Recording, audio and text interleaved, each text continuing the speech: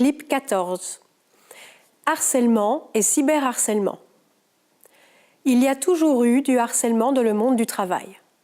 Aujourd'hui, c'est un terme que l'on emploie peut-être trop facilement. Immédiatement, on va qualifier de harcèlement un désaccord entre collègues, l'attitude d'un professeur ou formateur qui contrarie un élève, ou encore un collègue qui fait des remarques inappropriées envers un autre. Ce n'est pas toujours le cas. Qu'est-ce que le harcèlement ? Un harceleur est quelqu'un qui intimide, moleste, attaque les autres. Le harcèlement, c'est l'utilisation de la force, de menaces ou de contraintes pour abuser, intimider ou dominer agressivement les autres. Le harcèlement peut être perpétré par un collègue, un supérieur ou plusieurs personnes. Parfois, supérieurs et collègues se mettent ensemble pour harceler un membre du personnel.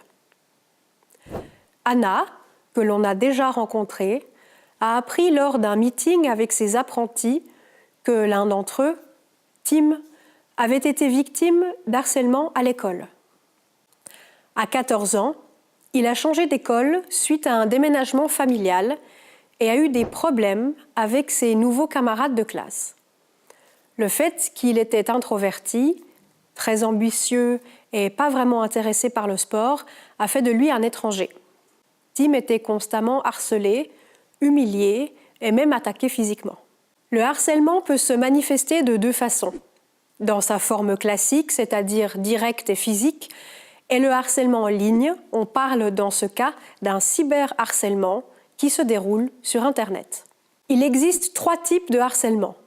Le harcèlement verbal, on crie après quelqu'un, on le critique, ridiculise, on répand des rumeurs, on complote derrière son dos, on le menace.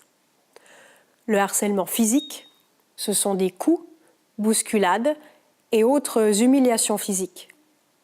Le harcèlement psychologique, on ignore la personne, on ne partage plus les informations, on l'exclut du groupe, on lui donne des tâches humiliantes à faire, on la met dans un placard. Des études menées par l'Union européenne, l'OCDE et l'Organisation mondiale de la santé montrent qu'entre 11% et 20% des élèves ont été harcelés au moins une fois au cours de leur scolarité. Ces chiffres sont souvent bien plus élevés en Europe, selon des enquêtes réalisées par des chercheurs universitaires, professeurs et élèves. Elles indiquent que l'on se rapprocherait plutôt des 25% d'élèves concernés en Europe et ailleurs, que ce soit sous forme de harcèlement verbal, physique ou de cyberharcèlement. Des enquêtes européennes plus récentes ont montré que le harcèlement et le cyberharcèlement affectent de plus en plus le milieu de la formation professionnelle. La plupart des experts considèrent qu'aujourd'hui, la mondialisation des environnements sociaux et professionnels conduit à produire du harcèlement. Le stress au travail et la peur du chômage ont un impact négatif sur les relations entre collègues. Le harcèlement et le cyberharcèlement sont différents des autres conflits. Ils sont perpétrés de façon délibérée et systématique. Ils se déroulent sur une période plus longue avec l'intention assumée de faire du mal aux autres. On peut aussi décrire ce phénomène comme du terrorisme psychologique.